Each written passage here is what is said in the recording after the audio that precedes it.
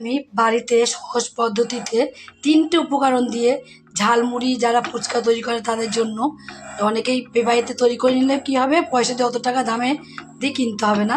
তার জন্য আজকে আমি বিট লবণ বাড়িতেই তৈরি করব। এই বিট লবণটাকে আজকে আমি বাড়িতে কীভাবে তৈরি করব সেটাই তোমরা প্রথম থেকে শেষ পর্যন্ত পুরো ভিডিওটাকে দেখতে থাকো। আজকে সহজ পদ্ধতিতে বাড়িতেই বিট লবণ আমি কীভাবে তৈরি করব। আমি একটা কড়াই বসিয়ে দিয়েছি। কড়াইটা গরম না হলেও হবে, সামান্য গরম হলেই কিন্তু হয়ে যাবে। আর এখানে দেখো আমি টাটা লবণ নিয়ে নিয়েছি। এই টাটা লবণটা তো ভীষণ ভালো, তোমরা জানো, কোনো এর মধ্যে ভেজাল নেই, খুবই উপকারী জিনিস। সেই টাটা লবণটাকে আমি একটা বাটির মধ্যে কিছুটা নিয়ে নেব। তোমরা যে যেটুকুনি করবে তোমরা সেইটুকুনি কিন্তু নিয়ে নেবে। এবার এই লবণটাকে আমি দেখো এক বাটি পুরো নিয়ে নিই, এক বাটির থেকে একটু সামান্য কম নিয়েছি। এই লবণটা আমি দিয়ে দেবো কড়াইয়ের মধ্যে। এক বাটি লবণের জন্য এখানে আমি দেখো নিয়েছি 3টে শুকনো লঙ্কা, 3টে শুকনো লঙ্কা নিয়েছি। আর এখানে আমি নিয়ে নেবো দেখো গোলমরিচের গুঁড়ো, 10-12টা গোটা গোলমরিচের গুঁড়ো করলে যেরকম যতটা হবে ঠিক ততটাই কিন্তু তোমার এখানে দিতে হবে। দেখো 1 চামচও হয়নি, 1 চামচ একটু কম আছে। 10-12টা গোলমরিচ গুঁড়ো গোটা যদি থাকে তোমাদের কাছে, তোমরা 10-12টা গোলমরিচ দিয়ে দেবে।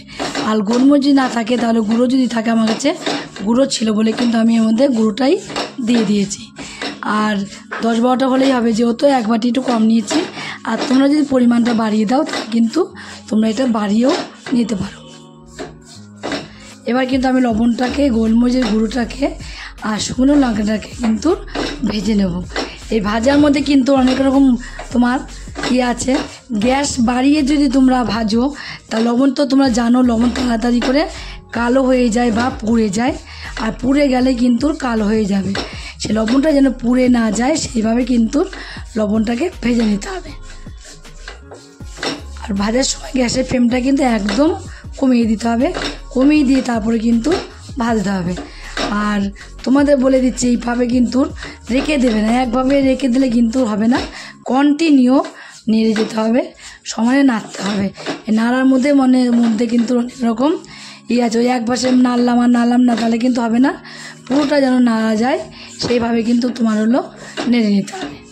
মতন কিন্তু লবণগুলোকে কম নিবা, একদম কমিয়ে গ্যাসটাকে লো ফ্লেমে 5 থেকে 6 মিনিটের মতো এইভাবে কন্টিনিউ নাড়তে হবে।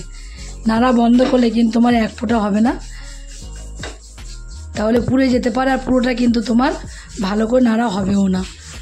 আর ঠিক করে নাড়ার সময় ঠিক করে নাড়া দিতে হবে, যেন পুরো লবণটা যেন খুব সুন্দরভাবে ভাজা হয়ে যায়।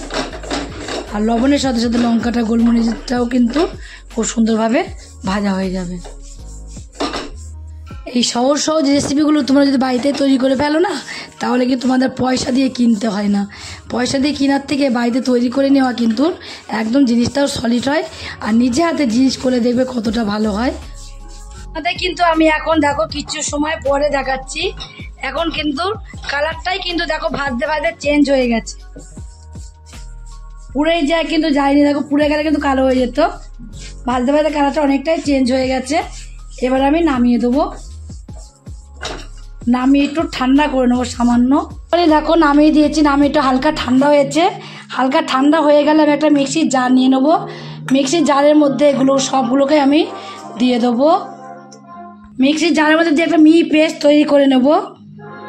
মিহি পেস্ট তৈরি করে নিয়েছি একটা, তোমাদের আমি দেখাচ্ছি। দেখো কত সুন্দর কালারটা এসেছে। পুরো বিট লবণটাকে আমি একটা প্লেটের মধ্যে নামিয়ে নেবো। দেখো একটা ফোঁটা যে আমি লঙ্কাটা দিয়েছি, শুকনো লঙ্কাটা কিন্তু কোনো রকম একটা দানা ভাবও কিন্তু নেই, এমনভাবে মিক্স করেছি। তুমি যদি মনে করো যে আমাদের বাড়ি মিক্সির জার নেই, অনেকের বাড়ি মিক্সির জার থাকেও না, যাদের মিক্সির জার নেই বা মিক্সি নেই তারা কিন্তু এইভাবে শিলের মধ্যে বেটে নিতে পারো। দেখো কোনো মতন কিন্তু এর মধ্যে লঙ্কা আছে, লঙ্কা নেই। মিহি পেস্টটা তৈরি করে কত সুন্দর হয়ে গেছে।